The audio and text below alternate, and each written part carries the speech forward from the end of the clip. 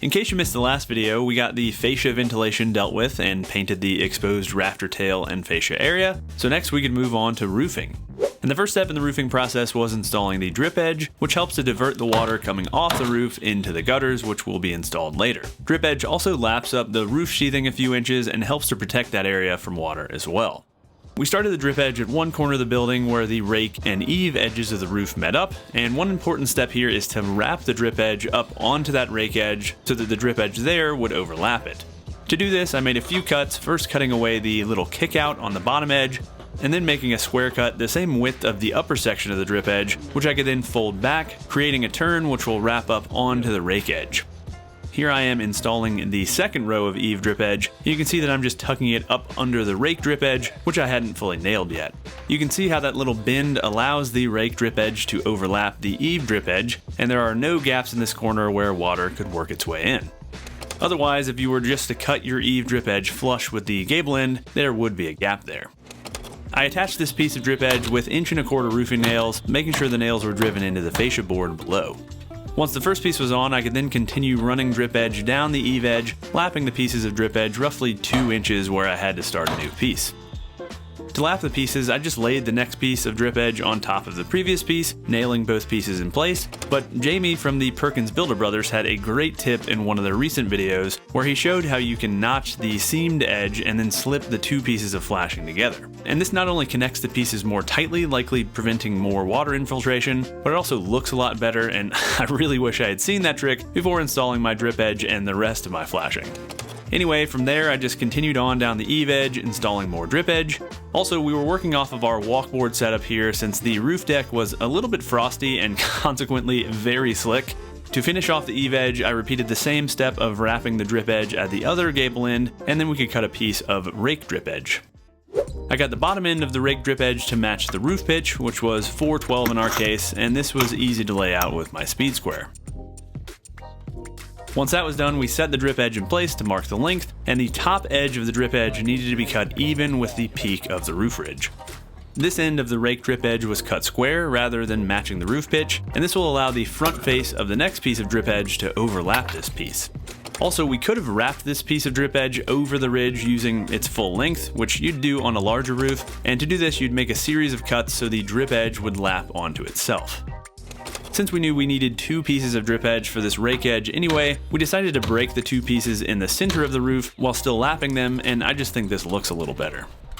Speaking of which, next I could cut the second piece of rake drip edge, which again needed to overlap the first piece. I made a cut matching the roof pitch angle on the front face of the drip edge, and since that edge was cut matching the roof pitch, it gives the illusion that the pieces were mitered together when in reality they're lapped. I made a second cut along the corner of the drip edge, creating a flap on the top face of the drip edge which could overlap the previous piece. And apologies for the terrible angle here, but here's an illustration showing the red section illustrating the flap overlapping the top of the previous piece of drip edge. We got the piece installed, bending that overlapping flap over the ridge,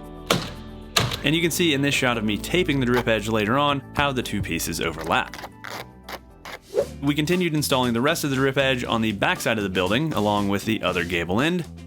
And we did need to go ahead and install those soffit vents prior to installing the drip edge in that area where the back side of the building bumps out, since they would have been extremely difficult to install later. The roof had finally de-iced itself once we had all of the drip edge installed, so we could get up on the roof and get the drip edge taped. Since I used zip roof sheathing here, I didn't need to install any roofing felt or other underlayment since the WRB or weather resistant barrier is built right into the sheathing. Instead, I just needed to tape the seams between the drip edge and the roof sheathing. I started by taping the eave drip edge, making sure I taped under the rake drip edge, and ideally this would have been taped prior to installing the rake drip edge, but again it was too icy for the tape to have stuck properly, and I just left off the last few nails towards the bottom ends of the rake fascia until this tape was installed.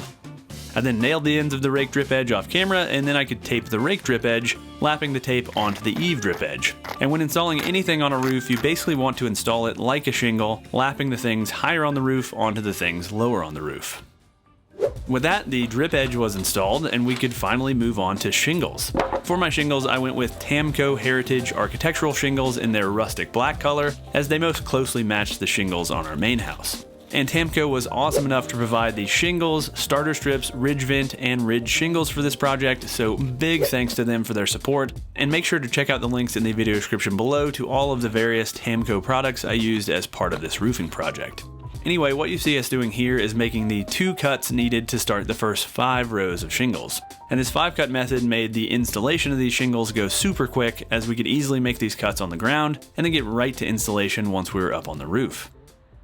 Before installing the shingles, we needed to add a starter strip along the entire perimeter of the roof, and we used Tamco's perforated starter strips here. To break the strips into their 2 sections, I just folded them in half along the perforated line, and they were ready to install. And you can also cut your own starter strips from your regular shingles, which I'll show in a bit, but this ends up wasting a lot of material, so it's generally a better idea to use starter strips on a larger roofing job like this. Before installing the starter strips, we went ahead and snapped 2 lines at the bottom of the roof, one for the starter strip and one for the first course of shingles. And these chalk lines will help to keep these first rows running nice and straight, even if the fascia or drip edge is slightly wavy. Also, we snapped the chalk lines half an inch closer to the roof edge than the actual width of the starter strip and shingles, and this ensured the shingles had a consistent half-inch overhang on the eave edge, which we also matched on the rake edge. Once our lines were snapped, I cross-cut the first starter strip to offset the seam from the first course of shingles, and then I could get it installed, lining it up with my chalk line for the eave overhang, and just visually adding the half-inch overhang on the rake.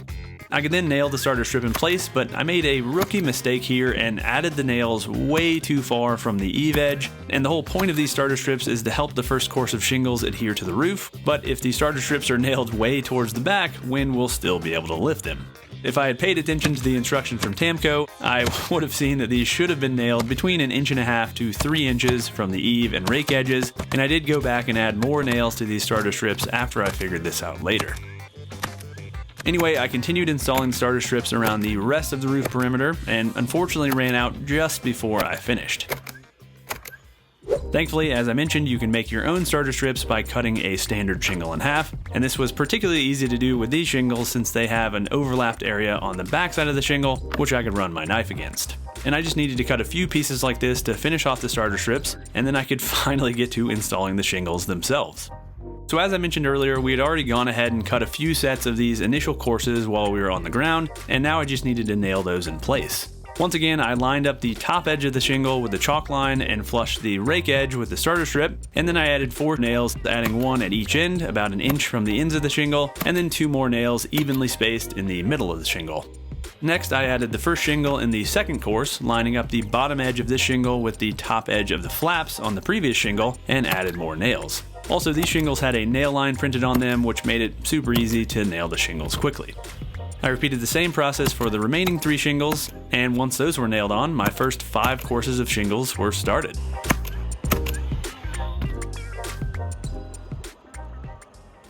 Next, I could add a full shingle to each course using the same nailing pattern, and you can see that this offset pattern keeps the seams on the shingles from landing on top of the seam in the previous course, which would be an area where water could easily work its way to the roof deck. Also, I've got to give a shout out to this battery-powered roofing nailer. This thing worked like a champ, and we didn't have to run any air hoses up onto the roof, and I only went through about 3 5-amp-hour batteries on this entire roof, and this thing has also been super handy for adding all the drip cap and head flashing to the windows and doors. Anyway, once the second full shingle had been installed in each course, we repeated the same pattern of 5 offset shingles to start the following 5 courses, and then we could continue running shingles like this until we got to the ridge. Once we had all of the courses started, we continued adding a full shingle to each course, and we really got moving across the roof quickly at that point. And we kept chugging along until we got close to where we knew a few roof vents would need to be installed, and we moved inside to get the exact locations of these vents laid out.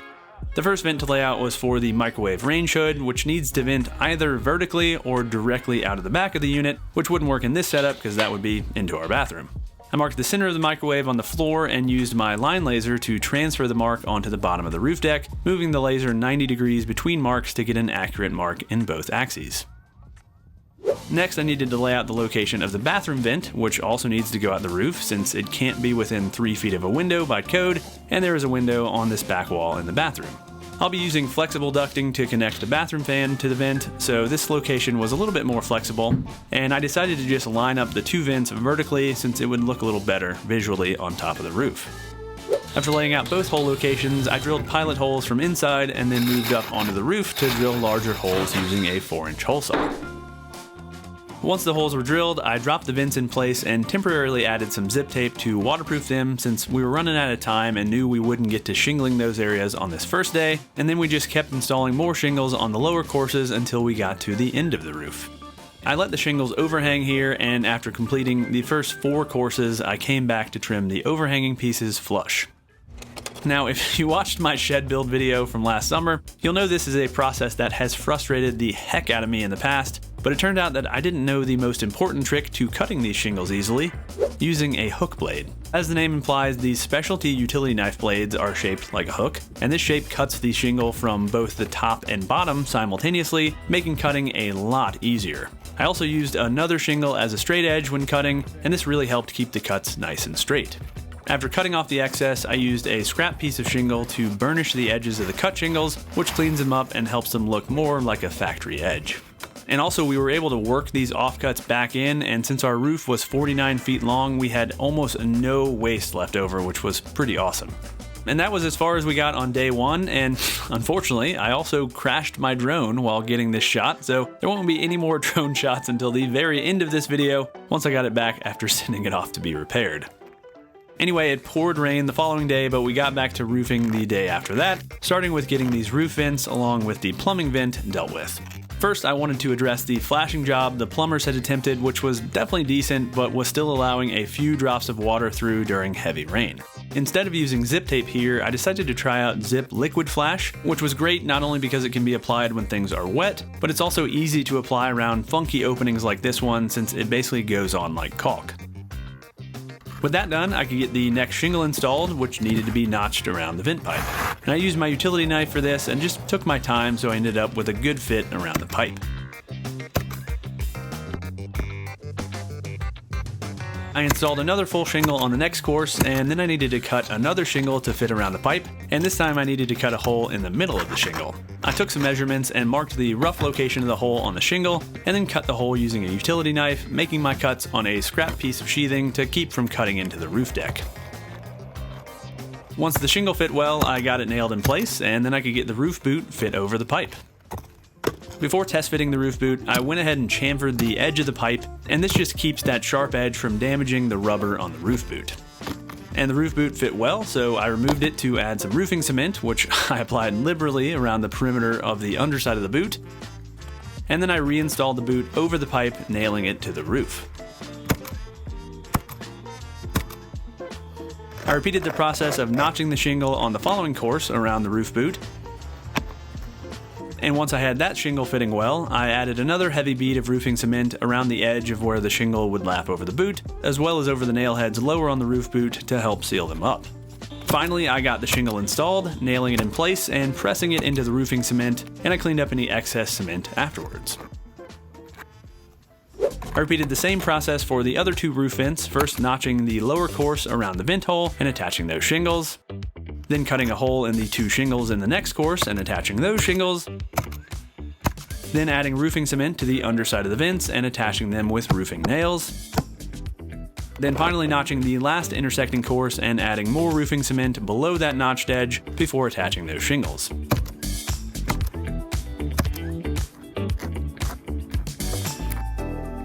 Okay, thank the gods, we're done with that. Once that was done, the rest of the roof was basically just rinse and repeat, and we finished up the shingles on this side of the roof in no time. Before shingling the other side of the roof, we decided to add a few more chalk lines for reference, as we did get a little off course in a few spots on the first side, and I'm honestly not sure how that happened, but having these extra chalk lines for reference were a huge efficiency boost on this side of the roof, as we could just line up every few courses with our chalked lines to make sure we were staying on track. And with no vents to work around, we were able to get this side of the roof shingled in just under 2 hours, which was insanely fast compared to the other side. We stopped short of the very top course on both sides of the roof, so after adding the rest of the courses on the front face of the roof, I laid out how everything would come together with the ridge shingles. And luckily, with one more course on both sides of the roof, the ridge shingles would cover pretty much perfectly, so I got to work adding the last course to the back side of the roof. Once that was done, I needed to trim these shingles flush with the ridge vent opening in the roof sheathing before adding the shingles on the other side of the roof, and once again the hook knife was the perfect tool for this job, slicing through these shingles like butter. I also sliced through that temporary zip tape we had added during the roof sheathing process and removed it, as this area needs to be open for ventilation. I repeated the same process on the other side of the roof off camera, adding the last course and trimming away the excess from the ridge, and with that we were ready to install the ridge vent. To start the ridge vent, I first needed to install the first ridge shingle, and I cut a little starter strip from another ridge shingle and got that installed before installing the first ridge shingle. Also, I for some reason decided to go a little nail crazy here and didn't consider that I'd need these nails to be hidden, so don't do what I did here, as I had to replace this shingle so I could hide the nail heads with the next shingle. Anyway, after adding the first ridge shingle, I could get the ridge vent installed, and I used Tamco's Rapid Ridge here. And this ridge vent can be installed with a nail gun, and it even comes with a roll of 1 3/4" coil nails for installation. Also, I want to mention that the ventilation your ridge vent supplies needs to be balanced with your soffit ventilation. Otherwise, the system will not function properly, and this is why I added so many of those round soffit vents in the previous video. And there were a ton of armchair construction gurus in the comments saying that I installed way too many vents, but because we have cathedral ceilings throughout the house and consequently the airflow won't travel between the rafter bays, I had to install at least that many vents to properly balance the NFA, or net free area, provided by each of the ventilation sources in each rafter bay. Anyway, I got one section of the Rapid Ridge nailed on, and then I needed to lap the next length over this first piece. To do this, I needed to peel back the fabric along the edge of the material and cut away the plastic in that area, then I could overlap the fabric on the previous material and nail it in place. I repeated the process of installing the ridge vent along the rest of the roof and ended it the same way I started it, butting it into a ridge shingle.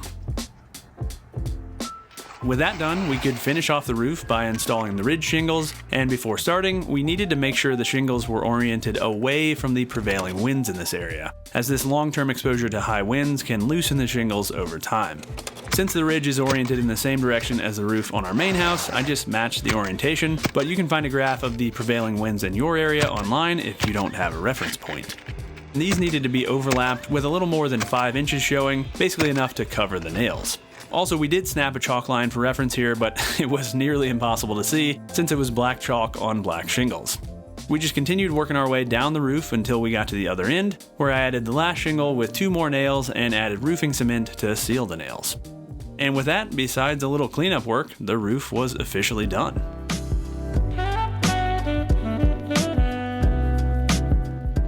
Alright, hopefully you guys enjoyed this one. Obviously getting these shingles on was a huge step in this whole project, because now everything inside is going to be completely dry, so we can move forward with things like getting the mini splits installed, getting the framing inspection, and then moving on to insulation. So that's super exciting. Before we do that though, I wanted to finish up a lot of the exterior work just to make this building look a little nicer. So in next week's video, I'm going to be covering how I made up all of the window trim and also did all of the corner boards and the rest of the trim. And then in the video after that, we're going to be going over installing this lap siding. So if you guys aren't subscribed, go ahead and get subscribed and ring that notification bell so you don't miss the future videos in this series. Also, I'll have links to all the tools and materials I use down in the video description below. And last, I want to say a huge shout out to all of my YouTube members and my Patreon supporters. You guys are awesome. All right, thanks for watching, y'all, and until next week, happy building.